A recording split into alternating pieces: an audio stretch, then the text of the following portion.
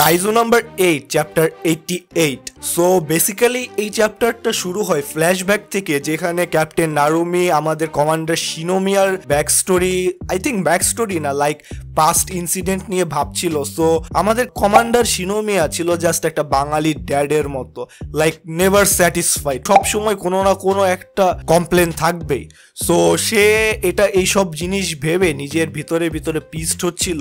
And remember last চ্যাপ্টারে captain নারুমি যখন একটি 7 ব্রাঞ্চ সর্ড বা একটা স্পেশাল অ্যাটাক লঞ্চ করেছিল, যেটা ফুললি এই কাইজুর উপর অ্যাটাক করে, এবং এই অ্যাটাকে এই কাইজুর কোর ডিস্ট্রয় হয়ে যায় এবং এই কাইজু এখানেই শেষ হয়ে যায়। সো এই পর্যন্ত মোট 3টা নাম্বার ক্লাস কাইজুকে ডিস্ট্রয় করা শেষ হয়ে গিয়েছিল, এবং এবার বাকি ছিল মাত্র একটি নাম্বার ক্লাস কাইজু, যেটাকে কাউন্টার করছিল vice captain Hoshina. So as I said before, যে এই যে কাইজুগুলো ছিল এইগুলোকে স্পেশালি প্রিপেয়ার করা হয়েছিল এই যে এলিট সোলজাররা ছিল তাদেরকে কাউন্টার